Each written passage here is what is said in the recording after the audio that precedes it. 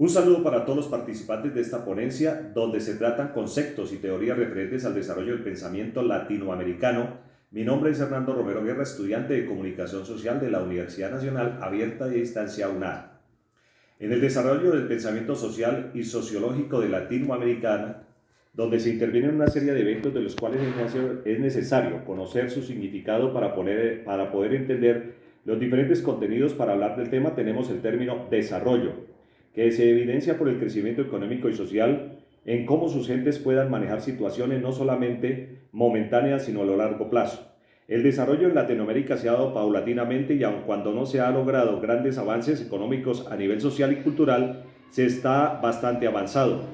Por su parte, la problemática del subdesarrollo consiste en un conjunto complejo e interrelacionado de fenómenos que traducen y expresan desigualdades flagelantes de riqueza, pobreza, estancamiento, retraso frente a otros países, potencialmente productivas, desaprovechadas, dependencia económica, cultural y política y tecnología. Este documento analiza el proceso de desarrollo económico que ha atravesado América Latina desde la implementación del modelo de industrialización por sustitución e importaciones, hasta la apertura económica a partir de los aportes de la industrialización, la globalización y la integración regional, siendo estos tres factores los mayores determinantes de dicho proceso y que han estado de frente al avance de los demás países llamados desarrollados. América Latina, con todas las riquezas naturales que posee, debería ser una gran potencia de no ser por las dificultades presentadas a lo largo de los tiempos y que ha permitido la hegemonía de unos sobre otros.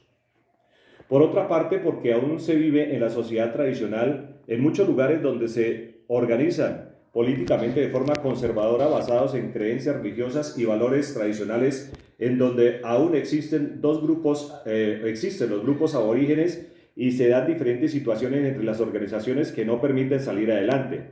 Luego debemos de hablar de la sociedad moderna y que es la que ya ha atravesado la fase inestable del proceso de modernización y ha logrado un nivel general de organización y desarrollo que le confiere cierta estabilidad, donde ponen de frente la democracia, y en Latinoamérica desde la época colonial ha tejido muchos avances. Sin embargo, el etnocentrismo, donde una etnia se cree superior a otra por la razón que tenga más riqueza o mejor ubicación geográfica o política y social, demostrando que vivimos en una sociedad sedienta del conocimiento y de otros muchos medios que podrían ofrecer una mejor sociedad, donde la centralidad por su parte hace presencia, teniendo en cuenta que permite orientar una transformación socioeconómica, reconocimiento que es necesario salir un poco de las dependencias de otros sectores para surgir y crecer de forma independiente, porque muchos de los países latinos aún tienen dependencia del eurocentrismo, herencia que quedó desde la época de la conquista por algunos lugares que dejaron el etnocentrismo,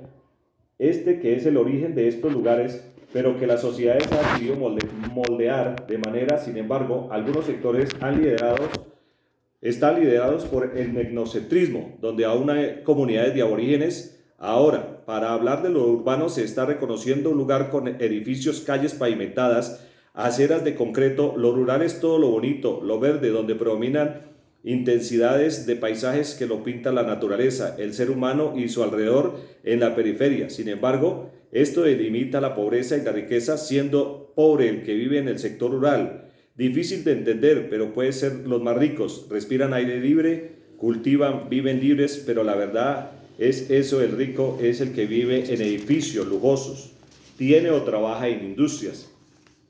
Para mí son pobres de mente y de corazón. Siguiendo con lo que tiene que ver con la que hay en América Latina, la colonización se dio en muchos espacios por su socioculturalmente. Estos pueblos son una colcha de retazos de esas colonizaciones.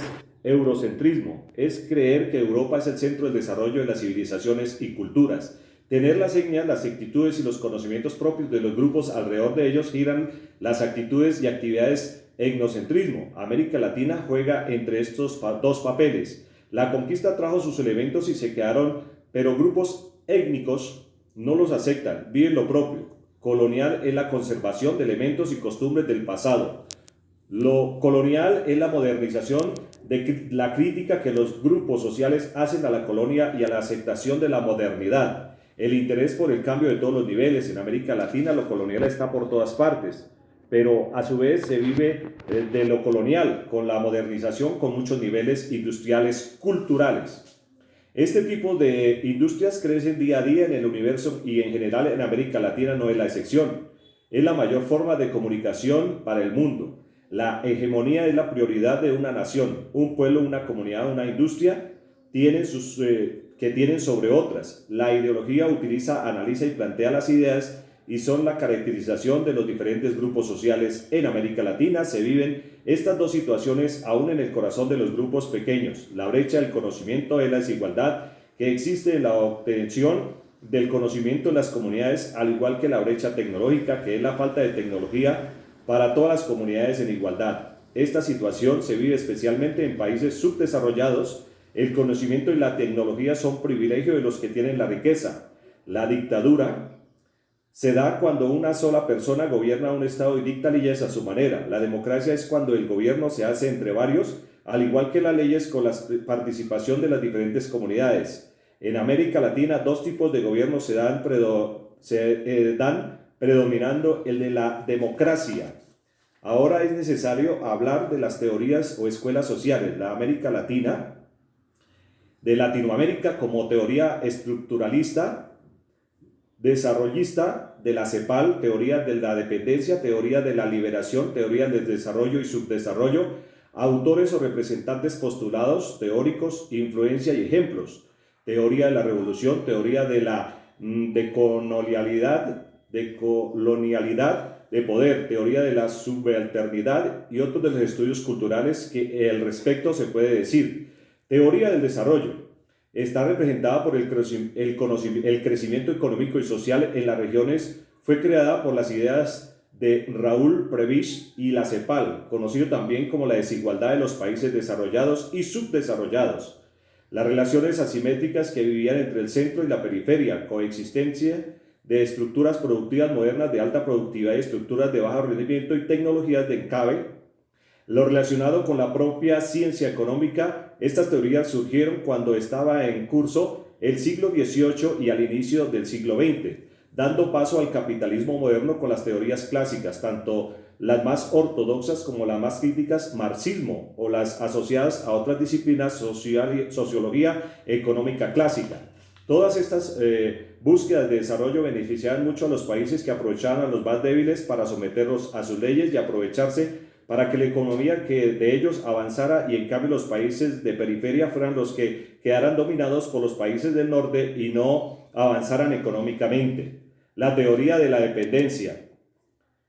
Para América Latina, a pesar de que ha surgido varios años esta teoría, siempre los países menos favorecidos continúan bajo el control de las grandes potencias mundiales como Estados Unidos. En materia económica y política social se ha logrado el despegue económico en el caso de nuestro país debido al bajo precio en el que explotan las materias primas y el elevado costo que debe asumir cuando adquieren los productos y trabajos, esto debido a la calidad de gobernado que aún mantiene. Teoría de la liberación.